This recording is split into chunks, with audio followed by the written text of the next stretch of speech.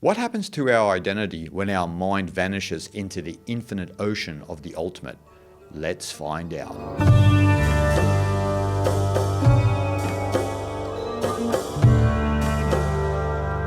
One of the main questions that many spiritual aspirants have on the spiritual path is what happens to their identity when they become one with the ultimate source of reality.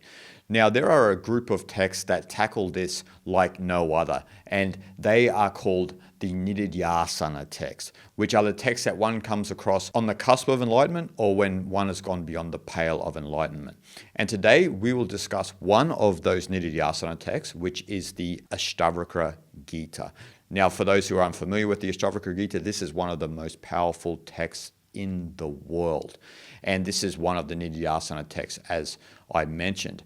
Now, this inquiry that a lot of spiritual aspirants have about what happens to their sense of identity when it becomes one with the ultimate is actually addressed in this text. And I will read to you today a very important verse on that very issue that many spiritual aspirants have. With the calming of the wind of the mind in the infinite ocean of myself, the arc of the universe, unfortunately for Jiva, the trader, meets destruction.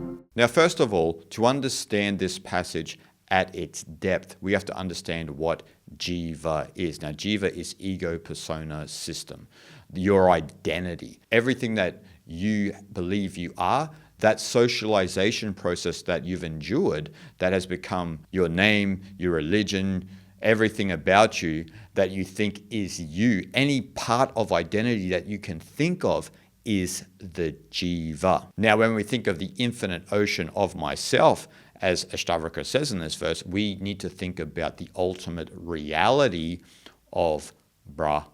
That is the ultimate reality of existence, which is identical with your true self within you, which is called the Atman, the undifferentiated consciousness, which is identical with Brahman. So when Ashtavakra is mentioning calming the wind of the mind, we could think about another Sanskrit term called vritti. You find this a lot in yogic philosophy, where you have chitta vritti nirodha, which means the calming of the whirlpools of the mind, to see into your true nature. And in yoga, they often use the lake analogy, where when the water is turbulent, you can't see into the nature of the water. You can't see into the depth of the water. But once you calm the water's nature back into its pristine stillness, then you can see right to the bottom of the lake.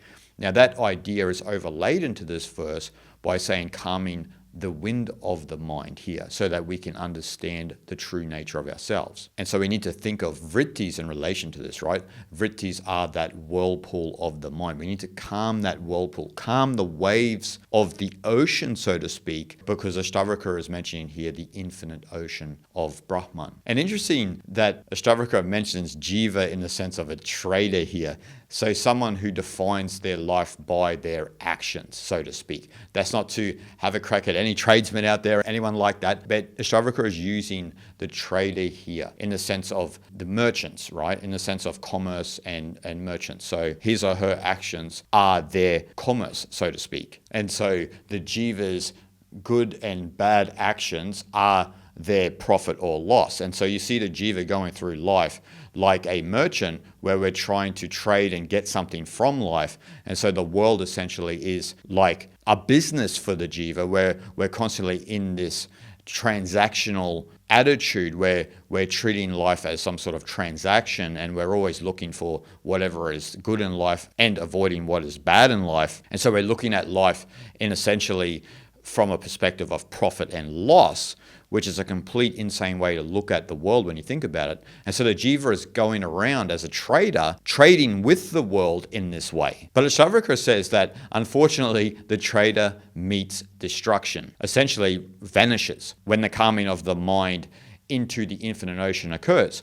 So the Jiva then meets its destruction. It completely vanishes. And so Ashtavakra is kind of alluding to here that Jiva and the universe mutually arise, right? And so there's this idea in the East of that the universe produces consciousness and consciousness evokes the universe. As the phrase suggests, the universe and the Jiva, the identity, manifest themselves through the mind. And so the universe and the Jiva manifest themselves because of the manifestation of the mind, right? So we're looking at this or that, the identity and the world around us, in a certain way where we're dissecting it through our own subjective viewpoint, through the Jiva, and we are measuring the world accordingly, which is what the illusion of Maya is, the illusion of measurement. And so the idea here is that the mind itself, the activity of the mind, the incessant activity of the mind is in part what creates the Jiva.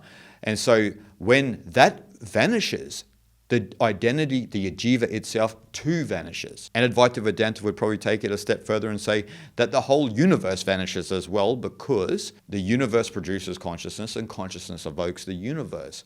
There is this mutual arising, but from the ultimate state, all is Brahman alone. There is no duality. Now, it's not to say that that is a dualistic statement, what I said, because it addresses the essential duality that people think about, but if you're not thinking about it in the proper context and you're over-analyzing that statement as to say that, oh, the universe is different to consciousness or identity is different to consciousness, then you'll get completely lost. But when you understand it from the perspective that Brahman alone exists, then you understand this unified mutual arising that happens in the reality around us. So the fact here is that once we begin to calm the mind, calm the vrittis, and when we continually look into our true nature, then the Jiva begins to thin out. We go through this process, right, where the Jiva begins to thin out because you are essentially just calming the mind and absorbing your awareness into the ultimate nature of Brahman. You're not giving it a name.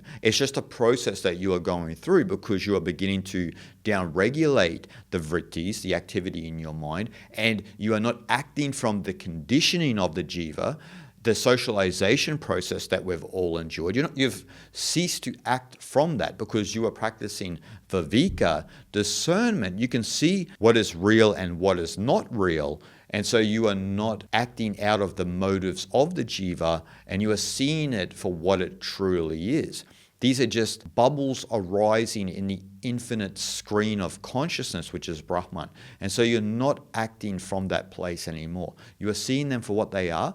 And in doing so, as I said, the mind begins to thin out and vanish, essentially, which in turn down-regulates the Jiva, and the Jiva begins to thin out and disappear.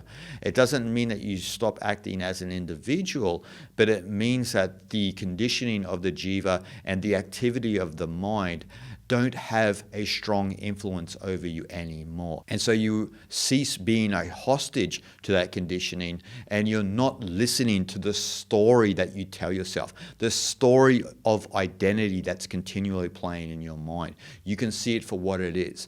It's not a true story. It's truly a fiction story.